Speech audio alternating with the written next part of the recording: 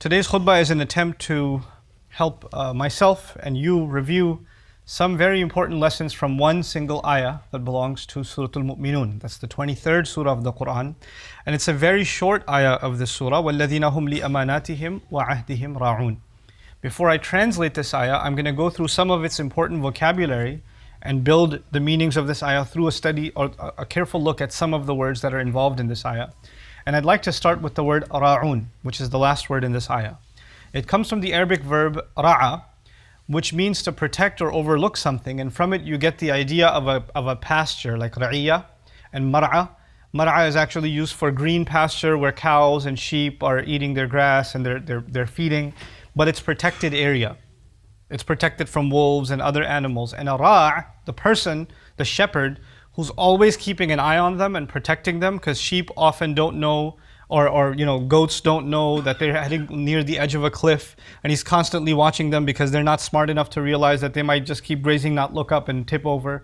He has to constantly look out for wolves or predators that are around the corner, or they're hiding away and they can attack at any time.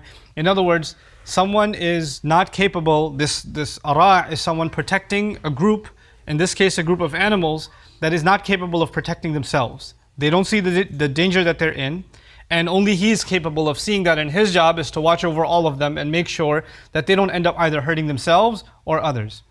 Or hurting themselves, or somebody else hurts them. The other thing that happens with these kinds of animals is sometimes they chew on a kind of plant that may be poisonous. Or they can chew on something that has thorns in it, and they can kill themselves. Or they can get themselves caught up, and get strangled. Even the Quran describes animals that get caught up and strangled, like وَالْمُنْخَنِقَةِ, right? Animals that get caught up in a branch or somewhere and they strangle themselves. So these animals get themselves in a lot of trouble, and so the shepherd's job is to constantly keep watch on them. That's the word used in this ayah to describe us, one of the roles that we play. Before I go to the ayah, I remind myself and you of a great saying of the Prophet of Allah sallallahu alaihi wasallam, كُلُّكُمْ رَاعٍ وَكُلُّكُمْ مَسْئُولٌ عَنْ رَعِيَّتِهِ. Every single one of you is a shepherd, same word. And every single one of you is going to be questioned and is answerable. You can even translate that as responsible, someone who is going to be questioned about your own flock. There are people under you, there are people in your responsibility that you are responsible for, that you have to watch over, that you have to protect, and I have to protect. A teacher has to protect students in some cases.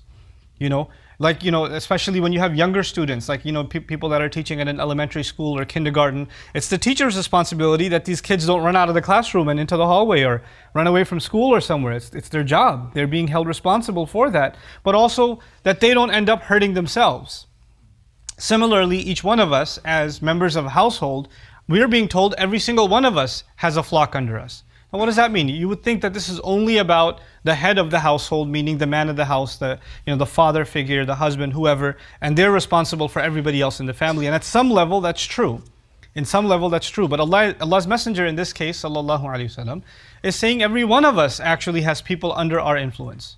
Every one of us has someone under us that looks up to us, or gives us some level of authority and respect, and we have to mind that authority and respect, and we have to watch for the people under our care. كُلُّكُمْ رَاعٍ وَكُلُّكُمْ مَسْئُولٌ عَنْ رَعِيَّتِهِ.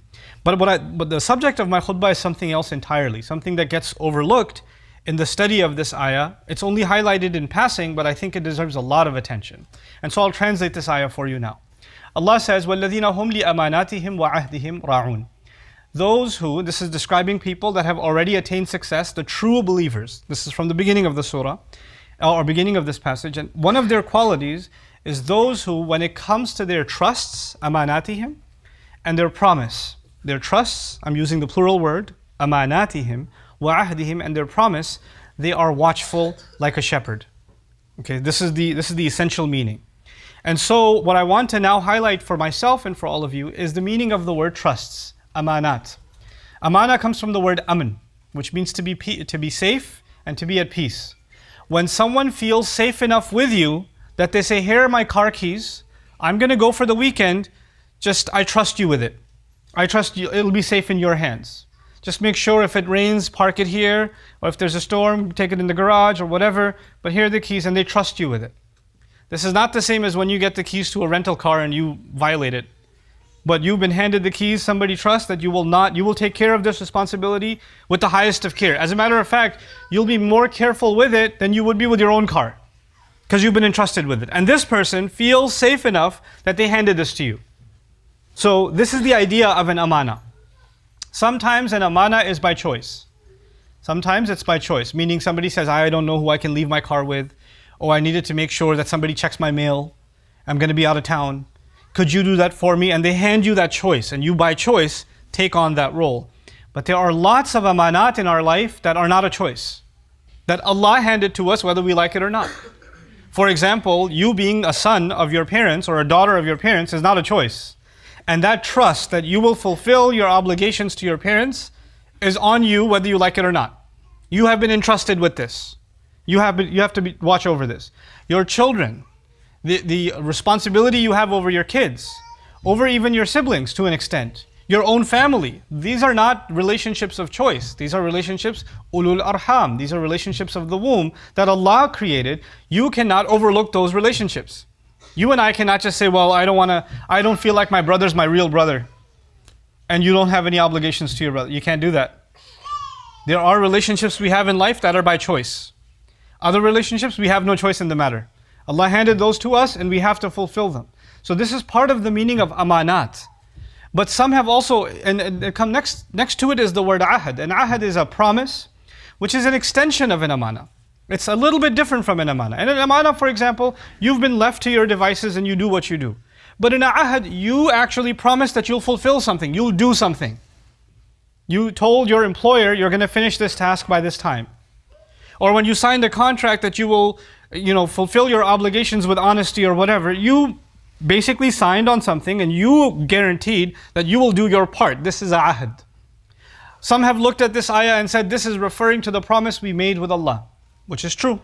Part of the meaning of this ayah is in fact that we all promised before Allah. Allah asked us, am I not your master? Alastu bi rabbikum? And we all responded, Bala shahidna, of course, we promise. Why not? We testify. We have accepted Allah as our master. That's the original promise. قَدْ أَخَذْنَا مِيثَاقَكُمْ.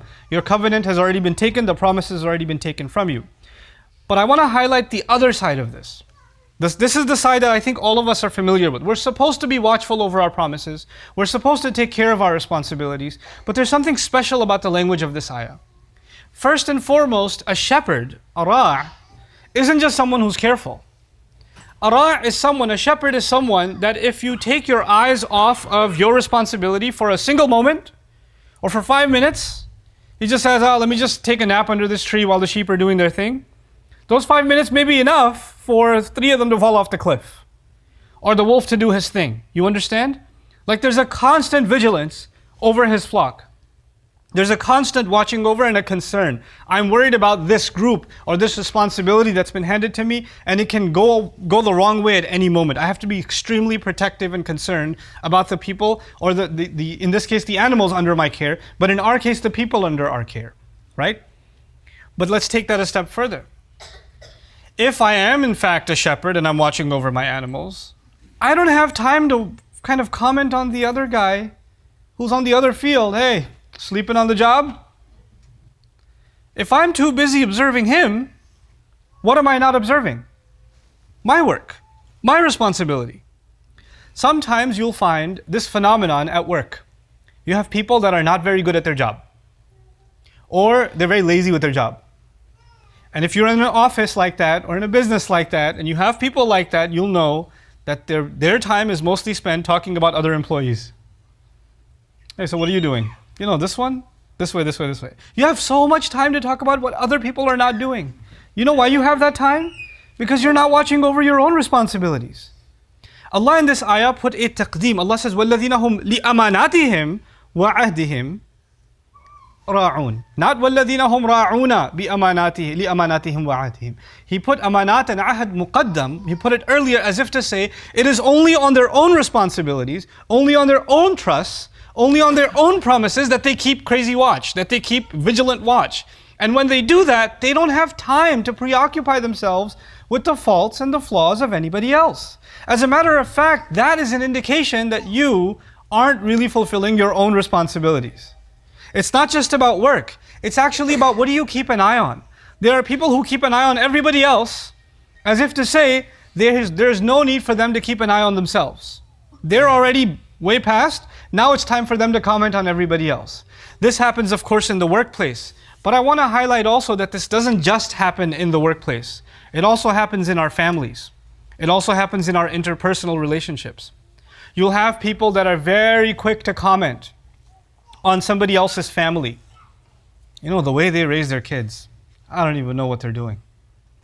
As if your children were raised angels. And your children, no, we come from a good family. Our kids don't do that. Really? Because your kids don't breathe in the same oxygen that everybody else does? And I remind you of something I've said so many years ago, but I need to remind myself of. If you hide behind this delusion that your kids and my kids come from a good family, then let me tell you something. Ibrahim alayhi salam is a pretty good family. And his son is Ishaq. And Ibrahim is a prophet, alayhi salatu wasalam. Ishaq is a prophet. Ishaq alayhi salam has a son, Yaqub. He's also a prophet. So the grandfather is a prophet, then the father is a prophet, and the grandson is also a prophet. And then he has children. Yaqub has children. One of them is a prophet, Yusuf alayhi salam. But he has other kids too. So these kids come from a pretty good family. If somebody asks them what family you come from, and this is actually something Yusuf alayhi salam himself is proud of. وَاتَّبَعْتُ مِلَّةَ آبَائِي. Even in prison he says, I follow the legacy and the religion of my family, my ancestors. And he mentions his fathers. But if those sons of Yaqub alayhi salam, who were willing to kill their own brother, or at the very least kidnap him and throw him in a well, in a ditch in the middle of the woods, and then lie to their dad about it, those same brothers, if you argue, these guys are really messed up.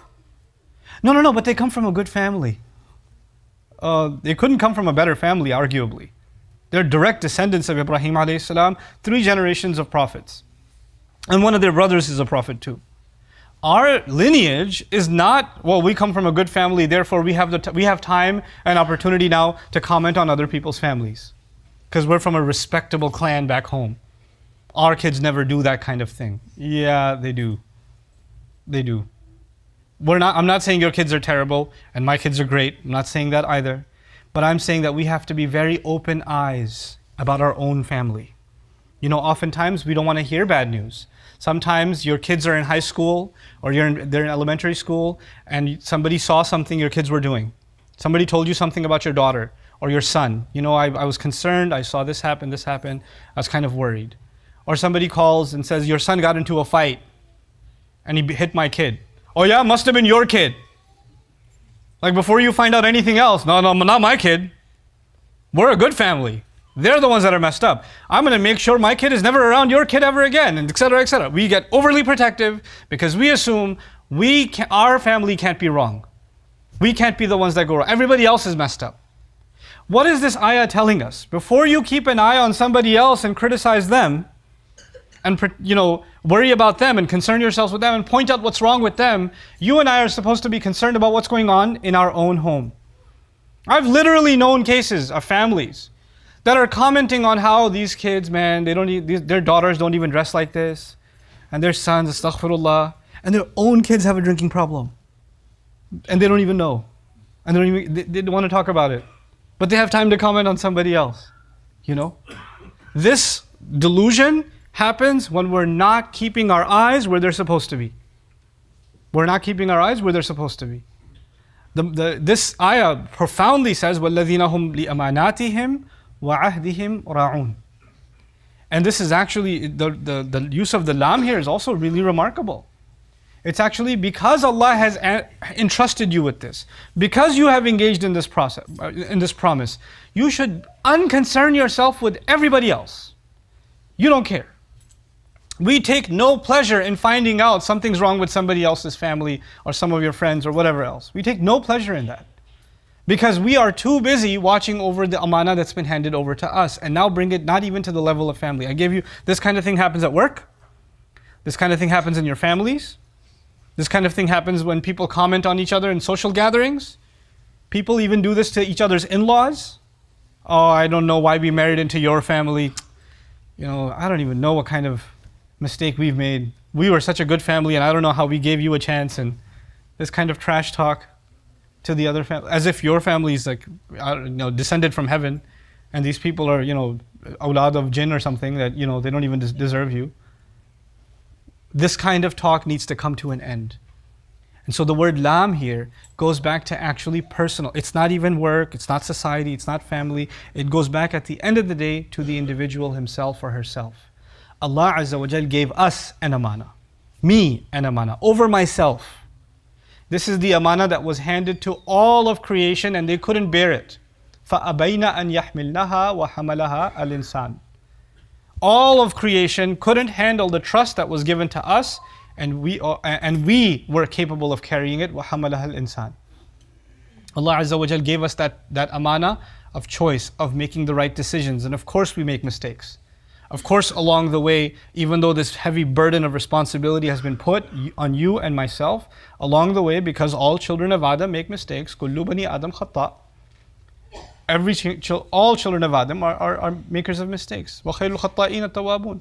The best of those who make mistakes are the ones who go back and repent. This changes my view of things. Take stock of the kinds of conversations you and I have throughout the day.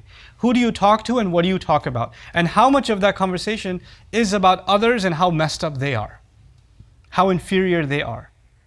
How less than you they are, how disappointing they are. And how much of that conversation is actually, one, about ourselves, and two, about our own family and what we can do to help those in need within our own family. This is the last bit of my khutbah.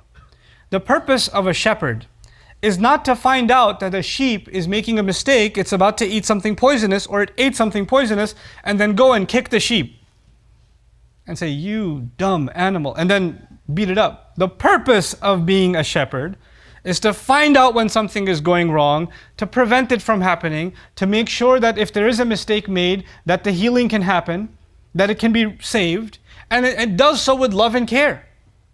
That's what's done. What happens often in our households is when we take the responsibility, okay, fine, I'm not concerned about others, I'm going to concern myself with myself and my family and those under my care. When I do that, then I become a dictator. I start pointing out everything wrong with my son or my daughter, or my siblings. Every chance I get, I point out, you're still this, you're still that. Oh, the way you dress, the way you talk, the way you look, the way you stand, the way you sit. There are some parents who, like their daughters that have come up to me sometimes, who say, "My mom is never happy with me." I was like, "What does that mean? She's never happy with you?" "She's not happy with the way I stand, the way I sit, the way I dress. If I'm wearing socks," he's like, "Why are you wearing those socks? Why are you smiling? Why are you smiling? Why aren't you smiling? Why are you sitting facing this way? Why aren't you sitting facing that way?" It's like, I can't take it anymore. And now this kid listens to their parent for nothing. Because the parent's constantly criticizing, and when you tell the parent, chill out a little bit, easy, the parent will say, no, but we have to watch over our kids. Yeah, but you can't be overbearing on your kids. The idea of a shepherd is not, the shepherd doesn't take the sheep and says, "Eat this batch of grass, now eat that one." The sheep has some room. There's some room to operate. I'm reminded also of the mother of Musa alayhi salam, who when she put the baby in the water, and the basket started floating away because it's a river, she couldn't go outside to check on the baby. It was a crazy situation. She can't go outside. She had to actually let her daughter go outside. And when she sent her daughter outside, she didn't say, "Hey, make sure you don't talk to any strangers. Make sure you wear, what kind of shoes are you wearing? No, wear the other ones. Make sure you don't tell anybody that's your brother. Make sure this, make sure that." She didn't say anything. She just said, "Qusihi." Follow him. That's all she said. And the little girl was also not someone who said, "Well, do you want me to follow him for like 30 minutes or come back after 10 minutes? Or, how badly do you want, it's in the water. You want me to swim after him? I don't understand." Nope, the girl didn't do that. The girl was raised in a way by the mom, who was in that case her shepherd, that she understood when mom says follow, I have to use my common sense. We have to empower those under us to be able to use their common sense. And this girl did. She followed the baby all the way, and she came up with a plan to bring the baby, even the baby back, and to reunite with the mother, to the mom to end up going there. All of that happened because this child was given room to operate. What I'm trying to say is, yes, we are responsible over our families, but let's be real for a minute, especially those of us that are now parents of older kids. Some of your kids are teenagers, like my kids are teenagers. Inna lillahi wa inna ilayhi raji'un. A couple of them are teenagers. Some of your kids are in college, some of your kids are married, and you're still overbearing. You're still overly controlling over your children. And that's a desire we have. We don't want them to make the mistakes that everybody else around us makes. Maybe the mistakes we made. We don't want that to happen for them. But understand something. They have been brought in a society where terrible choices don't just start happening when the kid turns 16 or 17 or 18. Those horrible choices were accessible to them by the time they turned 7 or 8 or 9. That was already accessible to them. And we brought them in this world. We brought them in this society. And we're raising them in this society. If we don't give them the strength and the confidence to be able to make their own choices, and we keep thinking we're going to push them and make sure they're doing this or that or the other, then the moment they have a little bit of freedom, you've lost them. You've lost them. Because they do not want to be told what to do. They do not want to be bossed. That is not what a ra' does. A ra' gives room to operate. So there were two essential messages that I wanted to share with you in light of this ayah. One, we cannot take our responsibility lightly. We cannot. And that means we cannot be focused on other people and their responsibilities and what they're not doing. Focus on what you're not doing and what needs to take place in your own family. That's what you and I need to focus on. The other is that when we do focus on our own family and our own responsibilities, that we cannot become overbearing. That we actually have to be loving and kind and patient as we do it. The ayah could have been وَأْمُرْ أَهْلَكَ بِالصَّلَاةِ. It could have ended there. Tell your family to pray. Allah says, وَاصْطَبِرْ عَلَيْهَا. وَاصْطَبِرْ عَلَيْهَا. Be extremely, it's not even وَاصْبِرْ عَلَيْهَا, it's وَاصْطَبِرْ عَلَيْهَا. صيغة المبالغة. Be extremely patient on that commandment. Why? Because when you tell your son to pray, your daughter to pray, they might say, I don't want to. You keep telling me to pray. And there may even be conflict in the home because you just keep talking about prayer. Be patient with that. It won't just happen overnight. Take it easy. Your patience will be tested. And I'm really shocked that the word istibar is not used anywhere else. Sabr is used, musabara is used, istibar only in this ayah when it's talking about your own family. So with our families, we do require a special level of care, a special level of patience to be able to fulfill the responsibility of being ra'. May Allah Azza wa Jal make us of those who truly fulfill our responsibilities, and may Allah Azza wa Jal overlook the shortcomings we have in fulfilling our responsibilities. May Allah protect the flock under all of our care, and may Allah Azza wa Jal give us the ability to raise a generation of this ummah that does a much better job carrying Islam than we do. Barakallahu li wa lakum fil Qur'an al-Hakim wa nafa'ani wa iyyakum bil ayati wa dhikr al-Hakim. الحمد لله وكفى والصلاة والسلام على عباده الذين اصطفى خصوصا على أفضلهم وخاتم النبيين محمد الأمين وعلى آله وصحبه أجمعين. يقول الله عز وجل في كتابه الكريم بعد أن أقول أعوذ بالله من الشيطان الرجيم إن الله وملائكته يصلون على النبي يا أيها الذين آمنوا صلوا عليه وسلموا تسليما. اللهم صل على محمد وعلى آل محمد كما صليت على إبراهيم وعلى آل إبراهيم في العالمين إنك حميد مجيد. اللهم بارك على محمد وعلى آل محمد كما باركت على إبراهيم وعلى آل إبراهيم في العالمين إنك حميد مجيد. عباد الله رحمكم الله، اتقوا الله إن الله يأمر بالعدل والإحسان وإيتاء ذي القربى وينهى عن الفحشاء والمنكر ولذكر الله أكبر والله يعلم ما تصنعون. أقم الصلاة إن الصلاة كانت على المؤمنين كتابا موقوتا.